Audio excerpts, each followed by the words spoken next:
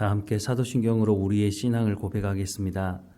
나는 전능하신 아버지 하나님, 천지의 창조주를 믿습니다.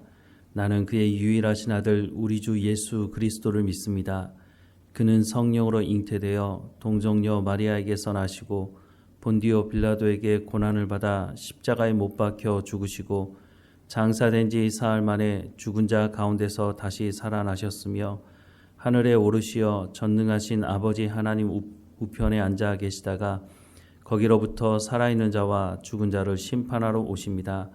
나는 성령을 믿으며 거룩한 공교회와 성도의 교제와 죄를 용서받는 것과 몸의 부활과 영생을 믿습니다.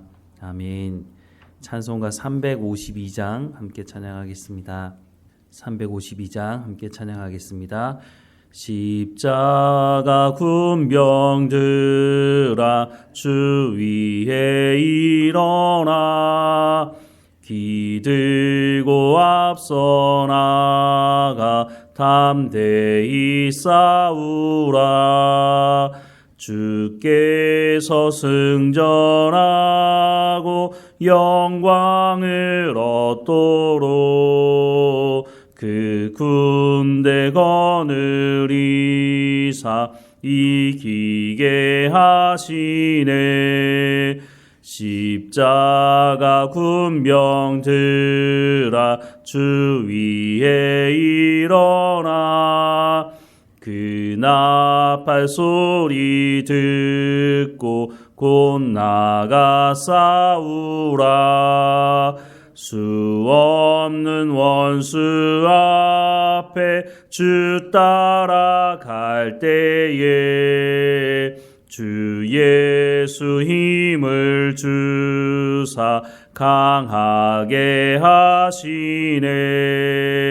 십자가 군병들아 주 위에 일어나 내 힘이 부족하니 주 권능 믿으라. 복음의 갑주 입고 늘 기도하면서 너 맡은 자리에서 충성을 다하라. 십자가 군병들아 주 위에 일어나 이 날에 접전하고 곧 개가 부르라.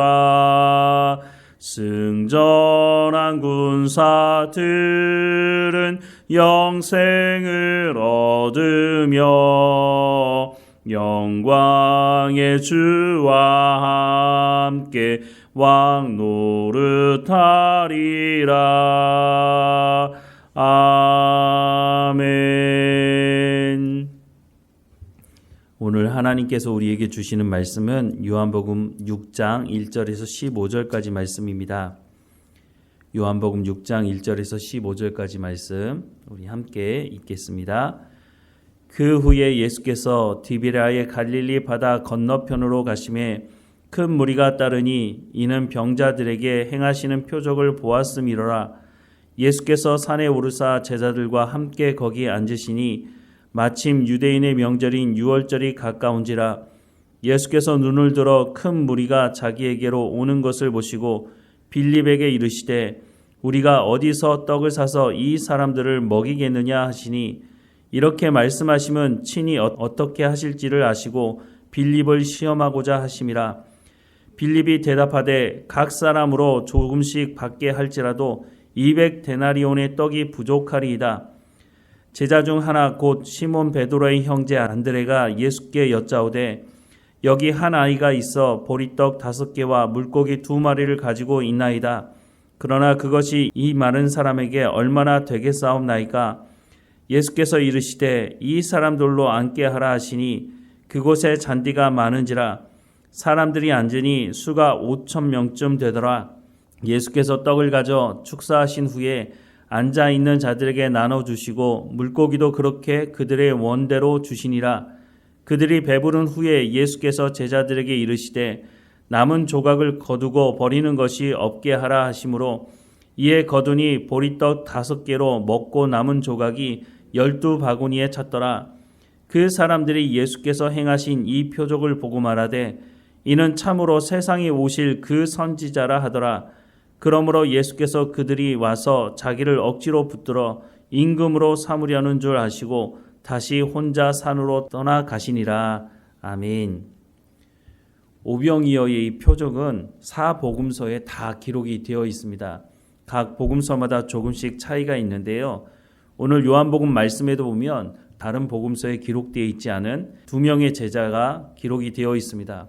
한 사람은 빌립이고 또 한 사람은 베드로의 형제였던 안드레였습니다. 먼저 예수님께서 빌립에게 말씀을 하시는데요.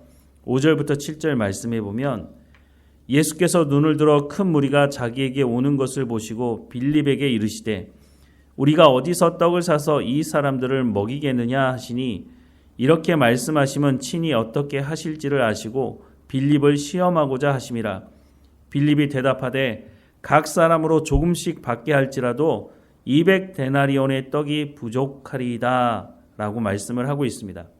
예수님께서 많은 병자들을 고쳐주시는 것을 보시고 많은 사람들이 예수님을 따라왔다고 말씀을 하고 있습니다. 얼마나 많은 사람이었는지 장정만 5,000명이었다고 말씀을 하고 있습니다. 거기에다 여인들, 노인들, 아이들까지 합치게 되면 아마 어마어마한 숫자가 예수님을 따라왔을 것으로 보여집니다. 그런데 이곳에 모인 사람들이 있는 곳이 마을과는 좀 거리가 떨어져 있었던 것으로 보입니다. 1절부터 3절 말씀해 보면 그 후에 예수께서 디비랴의 갈릴리 바다 건너편으로 가심에 큰 무리가 따르니 이는 병자들에게 행하시는 표적을 보았음이로라. 예수께서 산에 오르사 제자들과 함께 거기에 앉으시니 라고 말씀을 하고 있습니다. 마을 중간에 있는 것이 아니라 산이라고 말씀을 하고 있는 걸 보면 마을과 좀 떨어져 있어 보입니다. 그런데 여기 한 가지 문제가 발생을 했습니다. 그것은 먹는 문제가 발생한 것이었습니다. 5절 말씀을 다시 보면 예수께서 눈을 들어 큰 무리가 자기에게로 오는 것을 보시고 빌립에게 이르시되 우리가 어디서 떡을 사서 이 사람들을 먹이겠느냐라고 말씀을 하고 있습니다. 이렇게 하시면 빌립을 시험하고자 함이라 라고 말씀합니다. 예수님께서 왜 빌립을 시험하려고 하셨을까요? 시험이라고 하는 것은 물론 학생들이 가장 싫어하는 게 시험이기도 한데 시험을 보는 가장 중요한 이유는 내 수준이 어느 정도인지를 파악하기 위해서 시험을 보는 것입니다. 내가 무엇을 알고 있는지, 내가 무엇을 알고 있지 못하는지를 시험을 통해서 확인할 수가 있는 것이죠. 제자들은 이미 예수님을 통해서 하나님의 말씀을 듣고 있었고 또 예수님이 행하시는 일들을 직접 옆에서 보고 느끼고 했습니다. 예수님이 어떤 분이신지도 이 사람들은 고백하고 있습니다. 예수님을 따랐던 안드레, 베드로의 형제였던 안드레는 세례 요한의 제자였습니다. 세례 요한의 제자로 있을 때 예수님께서 세례 받으러 오셨을 때 세례 요한이 뭐라고 말했습니까? 세상 죄를 지고 가는 하나님의 어린 양이라고 말하는 것을 안드레가 듣게 되었죠. 무엇보다 세례 요한이 예수님이 하나님의 아들이시라고 하는 것을 증거하는 것도 아마도 안드레는 옆에서 듣고 보았을 것입니다. 이런 안드레가 예수님을 만나고 나서 형제였던 베드로를 찾아가서 뭐라고 말을 했느냐 하면 요한복음 1장 41절 말씀을 보면 그가 먼저 자기의 형제 시몬을 찾아 말하되 우리가 메시아를 만났다라고 말을 하고 있습니다. 안드레는 처음부터 예수님을 향해서 메시아라고 고백을 하고 있습니다.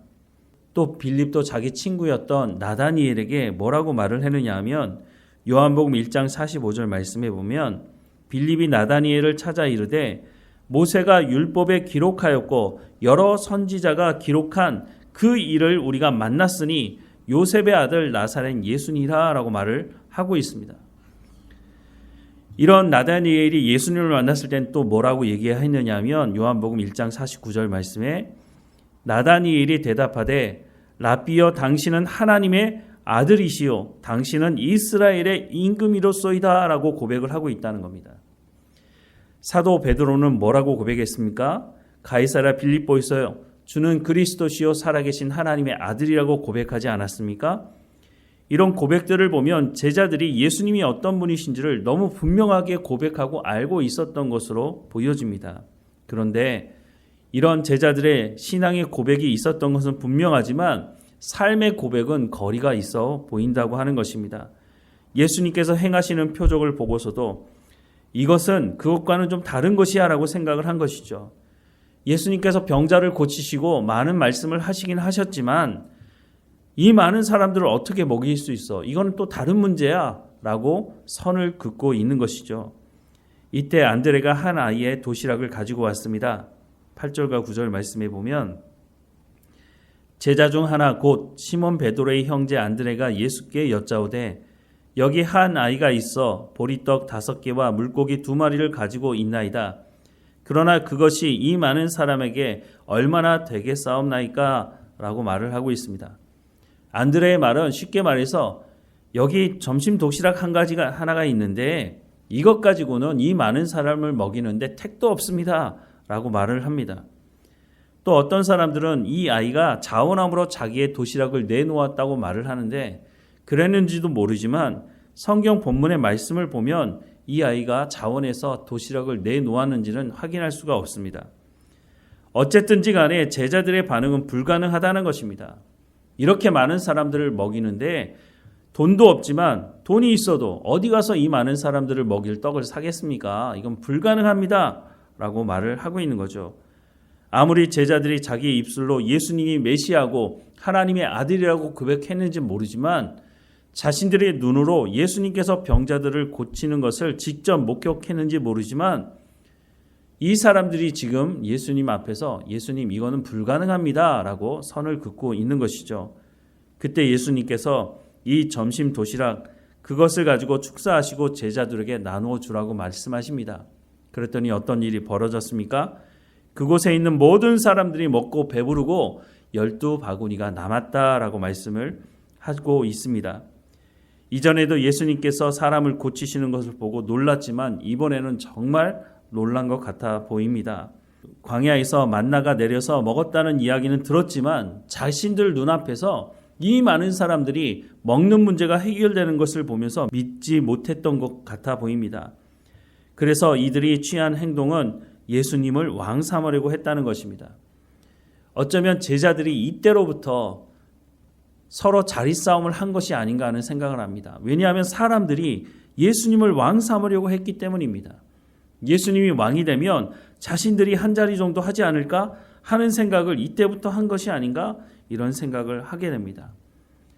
오병이어의 이 표적은 예수님께서 양을 초월하시는 분이다 라고 하는 것을 보여주고 있죠.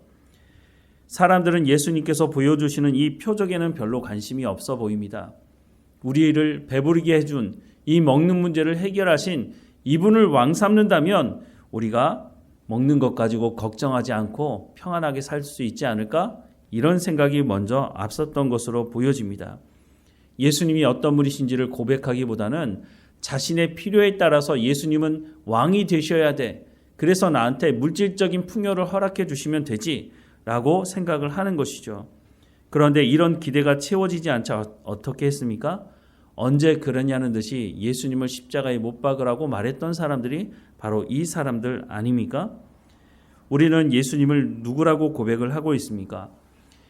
제자들이 고백했던 것처럼 예수님이 하나님이시고 예수님이 하나님의 아들이시고 예수님이 우리의 모든 문제를 해결하는 분이라고 예수님께서 우리를 구원하시는 분이라고 고백은 하고 있는데 실제적인 우리의 삶의 현장에서도 동일하게 이 고백과 같은 삶을 살아가고 있느냐 하는 것을 살펴봐야 할 것입니다. 제자들은 예수님이 누구이신지를 분명히 알았던 것 같습니다. 그런데 그것이 입술의 고백에서 삶의 고백으로 이루어지는 데는 상당한 시간이 걸렸던 것 같아 보입니다. 우리 예수님께서 우리의 배를 불리시는 분으로만 우리도 고백하고 있지는 않은지 예수님께서 나의 주인이시고 나의 왕이라고 하는 것이 내 필요를 채우는 분이라고 고백하는 고백은 아니지 우리의 삶을 살펴봐야 할 것입니다. 예수님은 우리 가운데 놀라운 표적들을 보여주십니다.